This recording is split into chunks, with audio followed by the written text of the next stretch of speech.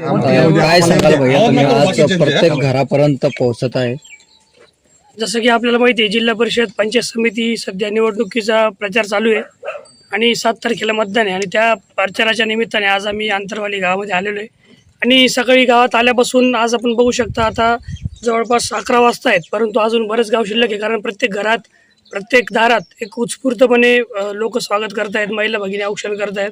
आणि या ठिकाणी ते आपल्याला ग्वाही देत आहेत की या आंतरवाली गावातून फक्त मतपेटीतून ज्यावेळेस मतपेटी उघडेल त्यावेळेस फक्त धनुष्यबाणच निघणार आहे. कसं नियोजन असतं? दिवसभर सकाळी 6 वाजेपासून तुम्ही प्रचाराला लागता आणि दिवसभर?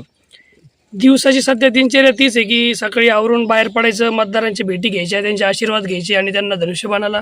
आणि आदरणीय खासदार संदीपाजी भुमरे साहेब, आदरणीय आमदार विलासबापू भुमरे यांनी जे तालुक्यात विकास कामं केली त्याच्या जोरावर आम्ही मतं मागतोय. आणि लोक देखील त्याला चांगला प्रतिसाद देऊन फक्त साहेबांच्या आणि बापूंच्या विचारांच्या उमेदवारांनाच निवडून देणार अशी ग्वाही देत आहेत. एक नवीन तरुण चेहरा म्हणून तुमच्याकडे बघितले जाते, काय विजन असेल तुमचं?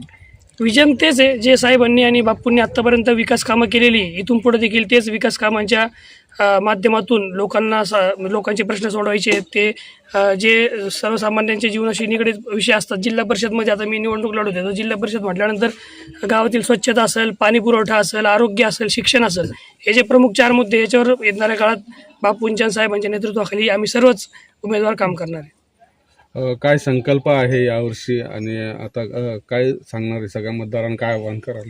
मतदारांना एवढीच विनंती करायची की येत्या 7 तारखेला शनिवारी आपलं मतदान आहे.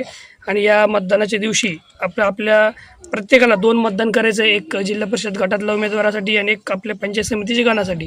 तर माझी सर्व मतदारांना विनंती राहील की पाचोड गटातून मी शिवराजराजे भुमरे आणि आपल्या एकतोनी गणातून सोपान महाराज थोरे हे असे उमेदवार आहेत. आणि त्याचबरोबर आपल्या तालुक्यातही प्रत्येक ठिकाणी उमेदवार आहेत. तर सर्व मतदार राज्यांनी, महिला भगिनींनी विकासाला बघून, साहेबांच्या आणि बापूंच्या विकासाच्या विजनला बघून फक्त धनुष्यबाण या चिन्हासमोरील मतदान बटन दाबून सर्व उमेदवार विजयी करावे. शिवराज भैया तुम आगे बढ़ो, हम तुम्हारे साथ हैं। शिवराज भैया तुम आगे बढ़ो, हम तुम्हारे साथ हैं। शिवराज भैया तुम आगे बढ़ो, हम तुम्हारे साथ हैं।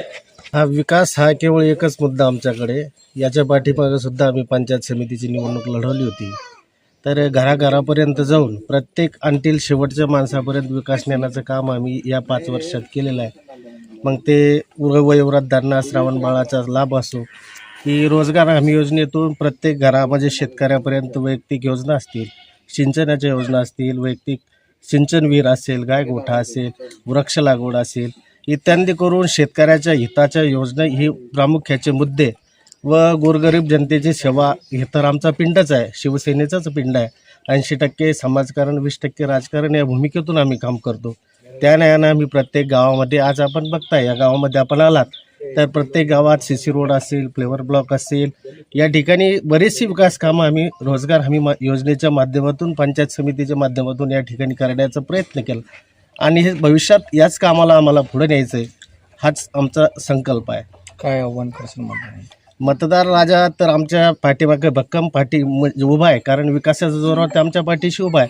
पण आताही विनम्रपणे मी सर्व मतदारांना आव्हान करणार आहे की आपण विकासाचे मुद्दे बघून आम्हाला येत्या काळात तुमची संधी करण्याची सेवा करण्याची संधी द्यावी आणि पुनश्च एकदा भरघोस मतांनी निवडून द्यावं, असं मी मतदारांना आव्हान करणार.